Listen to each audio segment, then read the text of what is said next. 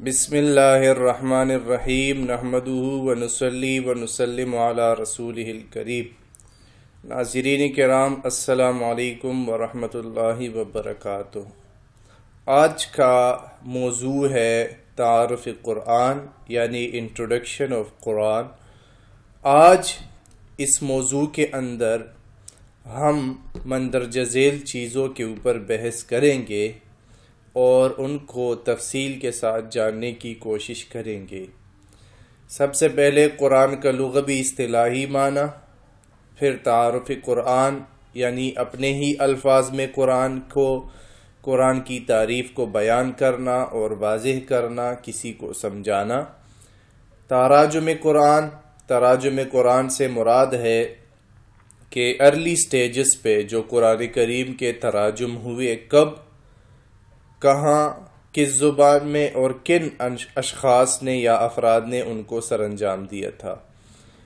ترتیب قرآن کے اوپر بحث کریں گے، ترتیب قرآن سے کیا مراد ہے اور اس کی اقسام کتنی ہے، حروف مقطعات کیا ہے، کتنے ہیں اور کتنی صورتوں میں آئے ہیں، اس کے اوپر بحث کریں گے، اور قرآن کے جو دیگر اسماء ہے یعنی نام ہے اس کے اوپر بحث کریں گے کہ وہ کتنے ہیں اور کون کون سے ہے۔ تو آئیے چلتے ہیں، شروع کرتے ہیں۔ سب سے پہلے قرآن کا لغوی اور اصطلاحی معنی۔ لغوی اعتبار سے قرآن کا لغوی معنی ہے بار بار پڑھی جانے والی کتاب، اور اصطلاح میں ہوا کلام اللہ تعالی المعجز المنزل علی خاتم الانبیاء والمرسلین محمد بواسطۃ الامین الوحی جبریل علیہ السلام المکتوب فی المصاحف والمنقول عنہ نقلا متواتر یا والمنقول عنہ بالتواتر۔ ترجمے کے اوپر جب ہم جائیں گے تو قرآن مجید اللہ رب العالمین کا وہ معجزانہ کلام ہے جو خاتم الانبیاء والمرسلین محمد صلی اللہ علیہ وسلم پر جبرائیل امین کے واسطے سے نازل ہوا، جو مصاحف، تختوں پر، کتابی شکل میں، چمڑوں پر، پتھروں پر، مختلف اوقات میں، کھجور کے درخت کے شاخوں پر، اور اسی طرح اونٹ کے بڑی بڑی ہڈیاں جس کو شانے کی ہڈیاں کہتے ہیں ان پر لکھا جاتا رہا، اور پھر اس کے بعد یہ نقل ہوتا رہا کہ تواتر کے ساتھ ہم تک پہنچا۔ اس کی تلاوت کرنا عبادت ہے۔ آغاز سورہ فاتحہ سے اور اختتام سورہ الناس پر ہوتا ہے۔ یہ اس کی اصطلاحی معنی اور تعریف ہے۔ پھر سے پڑھتے ہیں۔ قرآن کا لغوی معنی ہے بار بار پڑھی جانے والی کتاب۔ اصطلاحی معنی ہے ہوا کلام اللہ تعالی، کہ یہ اللہ تعالی کا کلام ہے۔ المعجز، یہ ایک معجزہ ہے۔ اس کے مقابلے میں آج تک کوئی ایسی کتاب نہیں آئی جو اس کو مغلوب کر سکے، بلکہ یہ خود ایک معجز کتاب ہے۔ جو بھی اس کے مقابلے میں آیا وہ مغلوب ہو گیا، اور یہ قرآن کے علوم، اس کے دعوے، اس کے معجزے، اس کے اندر آیات، اس کے اندر تعلیمات، یہ ہمیشہ سب پر غالب رہے۔ المنزل علی خاتم الانبیاء والمرسلین، یہ نازل کیا گیا ہے سب سے آخری نبی اور رسول پر، جس کا نام ہے محمد، بواسطۃ الامین الوحی جبریل علیہ السلام، اور یہ ان پر ایسے واسطے سے نازل کیا گیا ہے جو کہ امانت دار ہے، جس میں کبھی کوئی خیانت نہیں ہوئی، اور اس امین وحی کی نام ہے جبریل علیہ السلام۔ المکتوب فی المصاحف، پھر اس قرآن کو لکھا گیا ہے مصحفوں میں۔ مصحفوں کی تعریف اور وضاحت میں نے بیان کر دی۔ والمنقول عنہ بالتواتر، اور پھر ان مصحفوں سے یہ مزید نقل کیا گیا تواتر کے ساتھ۔ تواتر کہتے ہیں کہ اتنا نقل کیا گیا کہ کوئی بھی ایسا وقت ان 1444 سالوں میں نہیں آیا کہ اس میں گیپ آیا ہو. یعنی اتنے بندوں نے اور اتنے اوقات میں نازل کیا گیا لکھا کہ اس کے اوپر کوئی ایسا وقت نہیں آیا کہ جس میں یہ قرآن ختم کیا گیا ہو یا نقل نہ کیا گیا ہو. یہ ہمیشہ نقل ہوتا رہا اور ہم تک پہنچا. اس کے اوپر کوئی بھی ایسا واقعہ یا وقت نہیں آیا کہ جس میں یہ قرآن ختم ہو چکا ہو اور بائبل کی طرح کسی نے پھر خود اپنے ذہن سے اور اپنے علم سے اس کو لکھا ہو. تو یہ تعریف بڑی جامع تعریف ہے. اگر ہم اس کو سمجھے تو اس کے اندر بڑے اعتراض دفع کیے گئے ہیں. بڑے اعتراض کو رفع کیا گیا ہے کہ اگر کوئی کہہ دے کہ قرآن کریم انسان کا کلام ہے تو ہم کہیں گے نہیں، ہوا کلام اللہ تعالی، یہ اللہ کا کلام ہے. اگر کوئی یہ کہتا ہے میں قرآن کے خلاف کوئی کتاب بنا کے لاتا ہوں تو ہم کہیں گے نہیں، المعجز، یہ ایک معجزہ کتاب ہے. اس کے مقابلے میں آج تک وَإِن كُنتُمْ فِي رَيْبٍ مِّمَّا نَزَّلْنَا عَلَىٰ عَبْدِنَا فَأْتُوا بِسُورَةٍ مِّن مِّثْلِهِ. اللہ کا دعویٰ ہے کہ اگر تم میں ہمت ہے اور تمہیں اس قرآن میں کوئی شک و شبہ ہے تو اس کے مقابلے میں کوئی ایک سورت لے کے آؤ. لیکن آج تک کوئی ایک سورت بھی نہیں لے کے آ سکا. پھر اللہ نے فرمایا وَلَوْ كَانَ آیا، اگر تم لوگوں میں ہمت ہے تو تم اس کے مقابلے میں کوئی ایک آیت لے کے آؤ، لیکن وہ بھی آج تک کوئی بنا کے نہیں لا سکا. پھر کوئی کہے گا کہ نہیں، حضور علیہ السلام آخری نبی نہیں ہے تو ہم کہیں گے نہیں، قرآن جو نازل کیا گیا ہے یہ سب سے آخری نبی محمد رسول اللہ پر نازل کیا گیا ہے. نبی اور رسول میں کیا فرق ہے یہ انشاءاللہ ہم آئندہ ڈسکس کریں گے. اس کے اوپر یہاں بات نہیں ہوگی. چھوٹے موٹے 2-3 فرق ہے، پھر وہ بعد میں بتائیں گے انشاءاللہ. جس پر یہ نازل کیا گیا ہے وہ محمد صلی اللہ علیہ وسلم ہے، اور جس کے ذریعے سے اللہ نے یہ اتارا ہے وہ فرشتہ حضرت جبریل علیہ السلام ہے. اگر کوئی یہ کہہ دے کہ حضور علیہ السلام کے دور میں اس کو نہیں لکھا گیا تھا تو ہم کہیں گے تم غلط ہو. حضور علیہ السلام کے پاس 40 یا 42 کاتبین وحی تھے اور وہ اس قرآن کو پے در پے نقل کرتے تھے. جب بھی کوئی سورت کوئی آیت نازل ہوتی حضور علیہ السلام کاتبین وحی میں سے کسی کے ایک کو بلا لیتے جو اس وقت موجود ہوتا اور ان سے قرآن کریم کو لکھوا لیتے. پھر صحابہ کے دور میں بھی یہ نقل ہوتا رہا، پھر تابعین کے دور میں بھی یہی نقل ہوتا رہا، جو کہ قرآن کریم کے 3 ادوار ہے. وہ قرآن کی تاریخ یعنی تاریخ القرآن میں پھر اس کو ڈسکس کریں گے. آگے بڑھتے ہیں تعارف قرآن.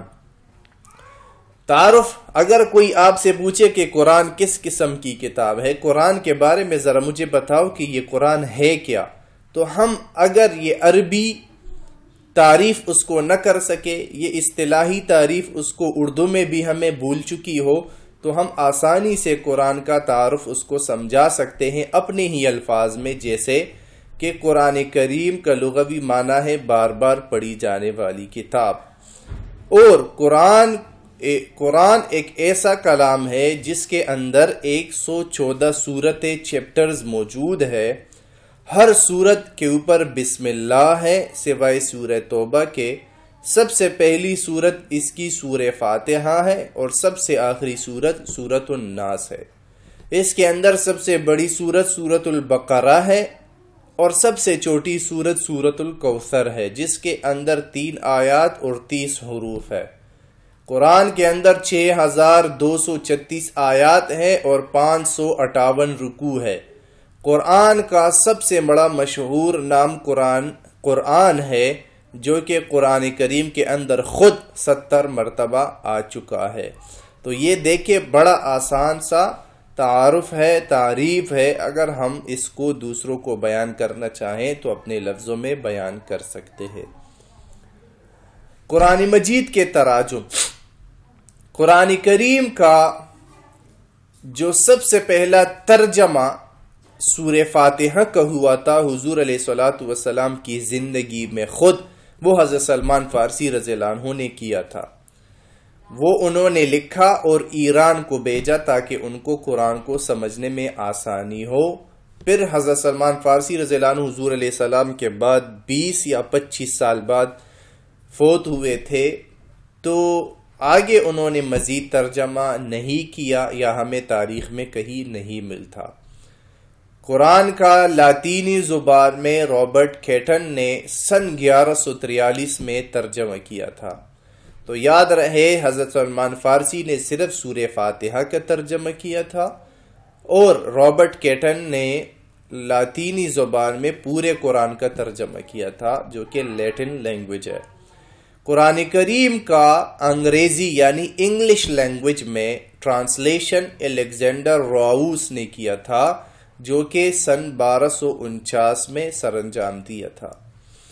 اردو زبان میں سب سے پہلا جو لفظی ترجمہ ہے وہ شاہ ولی اللہ رحمہ اللہ کے تیسرے بیٹے تھے شاہ رفیع الدین دہلوی رحمہ اللہ نے کیا تھا. یہ لفظی ترجمہ تھا. اس کے بعد شاہ ولی اللہ کے دوسرے بیٹے جو شاہ رفیع الدین کے بڑے بھائی تھے شاہ عبد القادر محدث دہلوی رحمہ اللہ نے سن 1790 میں اردو زبان کا بامحاورہ ترجمہ کیا. تو ایک بھائی نے لفظی ترجمہ، دوسرے بھائی نے بامحاورہ ترجمہ سر انجام دیا. تاریخ میں جب ہم جاتے ہیں تو سن 270 ہجری میں ہندی زبان میں سب سے پہلا ترجمہ وہ راجہ مہروگ کے کہنے پر جو اس وقت کے خلیفہ وقت تھے ان کو خط لکھا کہ ہمیں قرآن کو سمجھنا ہے تو کسی ایک بندے کو بھیجے جو ہمارے پاس آئے اور ہمیں قرآن کریم کی ٹرانسلیشن کروا دے. تو پھر اس بادشاہ وقت نے ایک شخص کو بھیجا جس کا نام واضح نہیں ہے، تو ان کو بھیج کر جن کے پاس مختلف زبانوں کا علم تھا اور مختلف زبانیں ان کو آتی تھی، انہوں نے 3 سال کے اندر پورے قرآن کا ترجمہ ہندی زبان میں ان کو لکھ کر پیش کیا. فارسی زبان میں سب سے پہلا ترجمہ شیخ سعدی شیرازی رحمہ اللہ نے سن 691 ہجری میں کیا، اور اس کے ساتھ ساتھ روسی زبان میں رشین لینگویج میں سب سے پہلا ترجمہ سن 1776 میں سینٹ پیٹرزبرگ میں چھپا یعنی انہوں نے اس کو چھاپا تھا.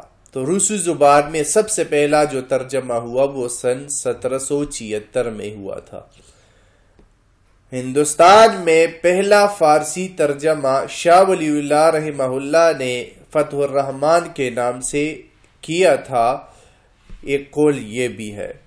تو ہمارے پاس ایک قول یہ ہے کہ لفظی ترجمہ اردو زبان میں شاہ ولی اللہ رحمہ اللہ کے تیسرے بیٹے رفیع الدین نے کیا اور بامحاورہ ترجمہ ان کے دوسرے بیٹے نے کیا، اور قرآن کو فارسی زبان میں ٹرانسلیشن کا کام شاہ ولی اللہ رحمہ اللہ نے کیا. اگر آپ کو اس کے حوالے دیکھنے ہیں تو آپ جا کے سرچ کر سکتے ہیں. مہتاب عالم کی ایک آرٹیکل ہے جن کو انہوں نے چھاپا ہے، تو آپ اس کے اندر مزید تفصیل جان سکتے ہیں. قرآن مجید کی ترتیب. قرآن مجید یاد رہے کہ اِنَّا أَنزَلْنَاهُ فِي لَيْلَةِ الْقَدْرِ، اللہ نے پورے قرآن کو ایک ساتھ اتارا تھا پہلے آسمان پر. لوح محفوظ پر قرآن لکھا گیا تھا. پورے قرآن کریم کو ایک ساتھ اللہ نے نازل کیا پہلے آسمان پر جس کو بیت العزہ کہتے ہیں.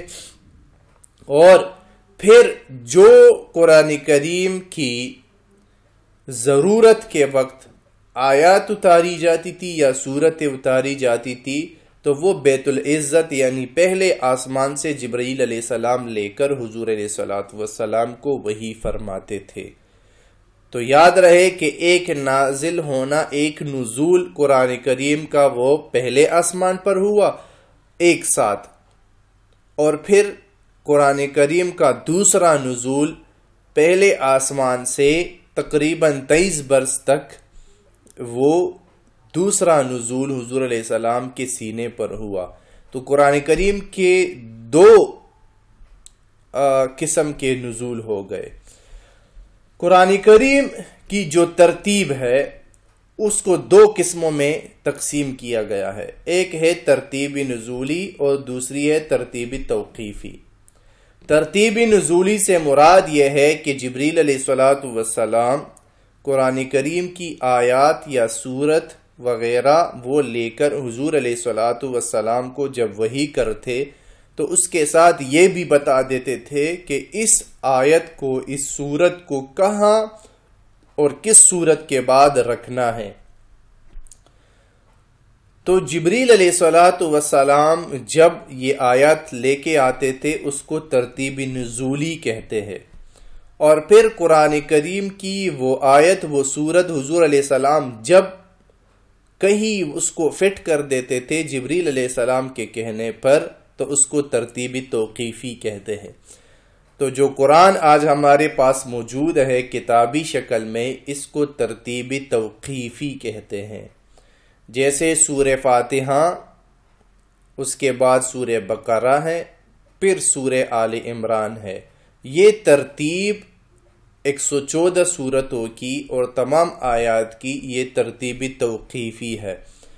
اور حضور علیہ السلام پر جو سب سے پہلے وحی نازل کی گئی تھی وہ سورۃ العلق کی ہے، یعنی اقرأ بسم ربک الذی خلق۔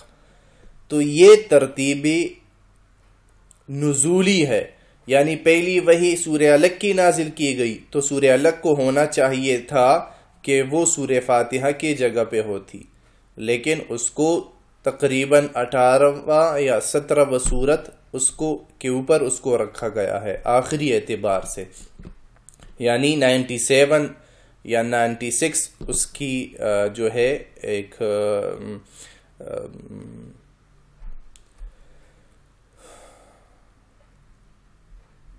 اس کا عددی نمبر ہے، تو وہ 96 نمبر پر یا 97 نمبر پر وہ موجود ہے، وہ اس وجہ سے کہ وہ ترتیبی توقیفی کے اوپر موجود ہے۔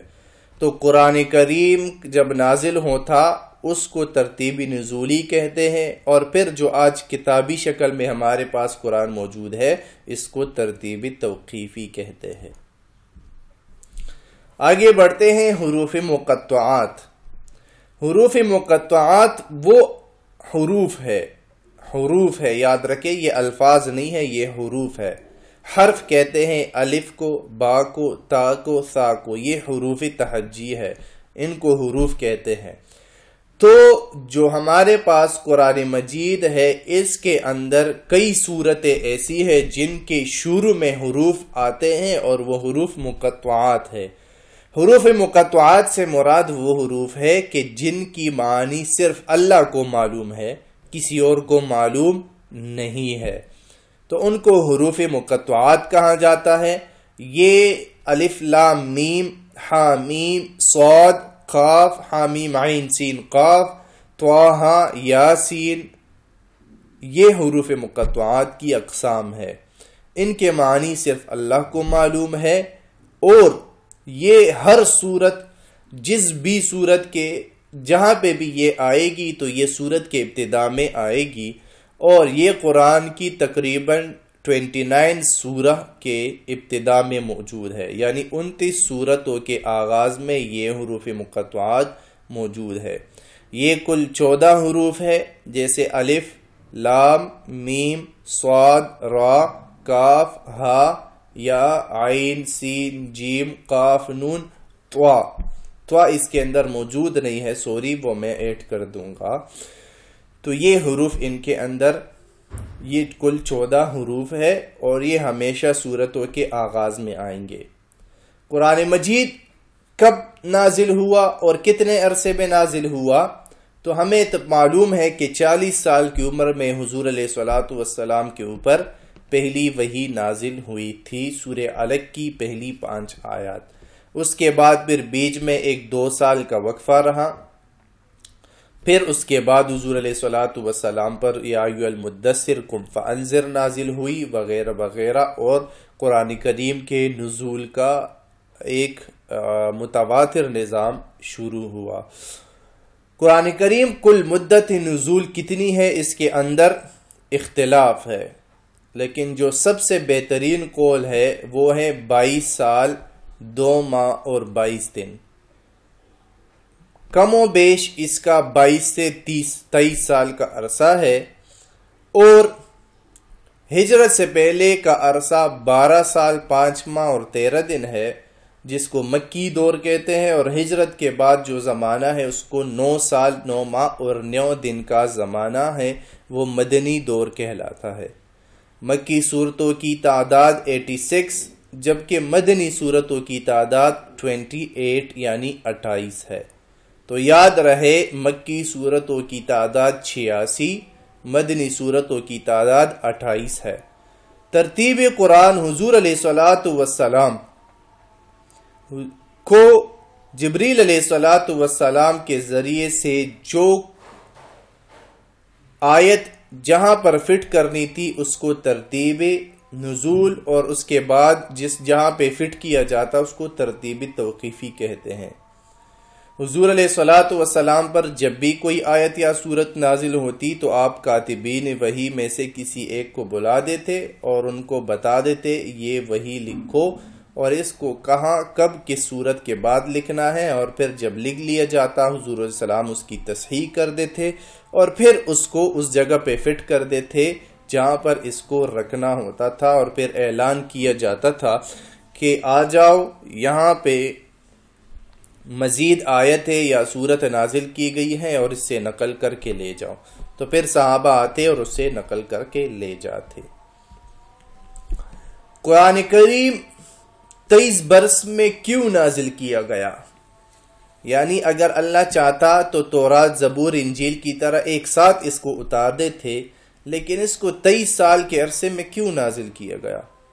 تو قرآن کریم کے اندر 15ویں سپارے کے اندر سورۃ الاسراء میں یہ موجود ہے کہ اللہ فرماتا ہے وَقُرْآنًا فَرَقْنَاهُ لِتَقْرَأَهُ عَلَى النَّاسِ عَلَى مُكْثٍ وَنَزَّلْنَاهُ تَنزِيلًا، کہ یہ قرآن کو ہم نے آرام آرام سے 23 سال کے عرصے میں اس لیے اتارا کہ آپ لوگوں کو بمہلت سنائیں، اور ہم نے خود اس کو تدریجاً نازل کیا۔ یعنی اللہ فرماتا ہے کہ اگر ایک ساتھ یہ قرآن کریم نازل ہو جاتا تو آپ کی امت کمزور ہے، ان کو دشواری پیش آتی اس کے احکامات کو اپنانے میں، اور ان کو بڑے مسئلے پیش آتے، اس لیے ہم نے ان کی ذہن سازی کی اور پھر آرام آرام کے ساتھ اس کو نازل کیا تاکہ آپ کی امت کو اس کو اپنانے میں عمل کرنے میں آسانی ہو سکے۔ اقوال العلماء، علماء اور مفسرین کے اس آیت کے زمرے میں مختلف اقوال ہے کہ اللہ یہاں پہ یہ بتانا چاہ رہا ہے کہ اس قرآن کو ہم نے اس لیے توڑا توڑا کر کے نازل کیا کہ جو حالات وقت کے مطابق ہوتے اس کے مطابق ہم قرآن کریم کی آیتیں اور صورتیں نازل کرتے، کہ جو بھی مسئلہ آتا قرآن میں اللہ تعالی اس کا حکم نازل کروا دیتا تھا۔ جیسے ایک صحابی کو زہار کا مسئلہ آیا، بیوی کے ساتھ زہار کیا، زہار کہتے ہیں اس طلاق کو کہ شوہر بیوی کو کہہ دے تم مجھے ایسی ہو کہ جیسے مجھ پر میری ماں، تمہارا پہلو، تمہارا سر، تمہارا گردن، تمہارا چہرہ وہ میرے لیے ایسا ہے کہ جیسے میری ماں کا پیٹھ ہے اور اس کا بدن ہے، اس کا گردن ہے۔ تو یہ زہار کہلایا جاتا تھا اور تاریخ میں اس کو طلاق سمجھا جاتا تھا۔ تو پھر وہ عورت جو صحابیہ ہے وہ حضور علیہ السلام کے پاس آئی اور ان سے کہا کہ میں بھی بوڑھی ہوں، میرا شوہر بھی بوڑھا ہے، اور اب اگر ہم جدا ہو جائیں گے تو ہماری کوئی اولاد بھی نہیں ہے، بڑے مسئلے پیش آئیں گے۔ تو اللہ تعالیٰ نے اس کے زمرے میں آیات اتار دی، اور جو معاملہ ہوتا حالات کے مطابق اللہ نے آیت اتار دی اور فرمایا الذین یظاہرون منکم من نسائہم ما ہن، سورہ مجادلہ کے اندر یہ تفصیل موجود ہے۔ اور زہار کا حکم ختم کر دیا گیا کہ یہ طلاق نہیں ہے، یہ زہار ہی ہے۔ اور پھر 2 مہینے متواتر روزے رکھنے ہوں گے، تو اس کے بعد آپ کی بیوی آپ کے لیے حلال ہو جائے گی۔ یہ آیات اتاری اللہ نے، تو ثابت ہوا کہ حالات کے مطابق اللہ آیات نازل فرماتا۔ دوسرا قول یہ ہے کہ رسول اللہ پر مسلمانوں اور غیر مسلموں کی طرف سے جو سوالات کیے جاتے تو سوالات کے مطابق اللہ جوابات اتارتا۔ اور تیسرا قول یہ ہے کہ اسلام دشمن عناصر کے دلوں میں جو شکوک اور شبہات پیدا ہوتے ان کے لیے قطعی دلائل پر مبنی آیات قرآنیہ نازل کی جاتی اور ان کے شکوک اور شبہات دور کیے جاتے۔ اور ایک قول یہ بھی ہے کہ حضور علیہ الصلوۃ والسلام کے پاس یہود وغیرہ آتے اور سوالات کرتے کہ آپ جیسے یوسف علیہ السلام کے بارے میں سوال کیا کہ اس کے بارے میں آپ کیا کہتے ہیں، تو اللہ نے پوری سورہ یوسف نازل کر دی اور حضور علیہ الصلوۃ والسلام نے اپنی زبان مبارک وہ سنا دی اور وہ سمجھ گئے کہ جو کچھ آپ بیان کر رہے ہیں یہ بالکل حق سچ ہے اور آپ سچے رسول ہیں۔ اسی طرح مسلمانوں کے عقائد، شرائع و احکام اور فضائل کے متعلق آیات قرآنی کا نازل ہوتا کہ جیسے جو مسلمان نیک عمل کرے گا وَعَمِلُوا الصَّالِحَاتِ وَتَوَاصَوْا بِالْحَقِّ وَتَوَاصَوْا بِالصَّبْرِ لَهُمْ أَجْرٌ غَيْرُ مَمْنُونٍ وغیرہ وغیرہ، تو اس کو اللہ جنت میں داخل کرے گا، جنات تجری من تحتها الانہار، ایسی باغاتوں میں داخل فرمائے گا کہ جن کے نیچے نہری بہتی ہوں گی، اس کو کھانا پینا اور حور اور غلمان عطا کیے جائیں گے اور ان کو بڑے موج اور مزوں کی زندگی عطا کی جائے گی۔ شیخ سعدی رحمہ اللہ کا بیان ہے کہ ہم نے یہ قرآن فرق کرنے والا بنا کر نازل کیا کہ جو حق اور باطل کے درمیان اور ہدایت اور گمراہی کے درمیان فرق کرنے والی ہے، اور یہ کہ آپ اسے لوگوں کو آرام آرام سے مہلت بمہلت سنائیں گے تاکہ وہ لوگ اس کے معنی پر غور فکر اور تدبر کر سکے اور اس کے اندر جو علوم ہو اس کا استخراج کر سکے، یعنی فرض، واجب، نفل، مستحب، حرام، مکروہ وغیرہ کا اس سے احکام جو ہیں وہ نکال سکے اور اس کو اپنے پاس لکھ سکے۔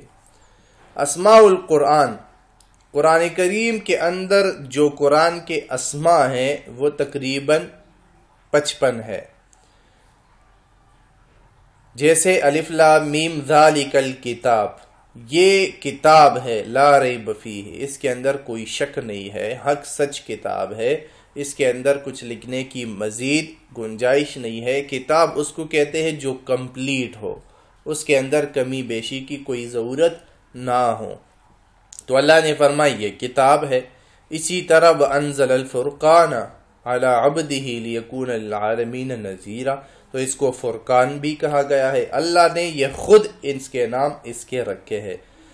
ہدی للمتقین، یہ ہدایت ہے متقین کے لیے، راہ دکھانے والی ہے۔ البتہ ہدایت کی 2 قسمیں ہیں، پھر کبھی اس پر بحث کریں گے۔ الذکر، یاد دلانے والی، انا نحن نزلنا الذکر وانا لہ لحافظون، اللہ فرماتا ہے کہ ہم نے یہ نصیحت نازل کی ہے اور ہم ہی اس کی حفاظت کریں گے۔ اسی طرح قد جاءکم من اللہ نور وکتاب مبین، تو اللہ فرماتا ہے یہ نور بھی ہے اور کتاب بھی ہے اور مبین بھی ہے۔ الشفاء، روحانی شفا ہے اور پیام صحت ہے۔ وَنُنَزِّلُ مِنَ الْقُرْآنِ مَا هُوَ شِفَاءٌ وَرَحْمَةٌ لِّلْمُؤْمِنِينَ، اس کے علاوہ قرآن مجید کے اور بھی نام ہے جیسے العلم، الحکیم، المجید، المصدق، الحکمہ، الموعظۃ الحسنہ۔ تو اگر ہم نے اور نام ڈھونڈنے ہیں، دیکھنے ہیں، تو پھر اس کے اوپر مزید تحقیق کی جائے۔ تو یہاں سے ثابت ہوا کہ قرآن کریم کے ٹوٹل اسماء وہ 55 ہے اور ان میں سے چند درج ذیل ہے جو ہم نے اس کو آپ کو پڑھ کر سنائے۔ کتاب، فرقان، ہدن، الہدی، الذکر، النور، الکتاب، المبین، الشفاء، اور اس کے ساتھ ساتھ العلم، الحکیم، المجید، المصدق، الحکمہ، الموعظہ، الحسنہ۔ تو یہاں پر ختم کرتے ہیں دوستو، انشاءاللہ نیکسٹ لیکچر میں پھر ملاقات ہوگی۔ اگر آپ نے ہمارا چینل سبسکرائب نہیں کیا تو سبسکرائب کیجئے اور بیل آئیکن پر بھی ضرور دبائیے گا۔ شکریہ۔ اللہ آپ سب کو خوش رکھے، ہر غم اور مصیبت سے محفوظ فرمائے۔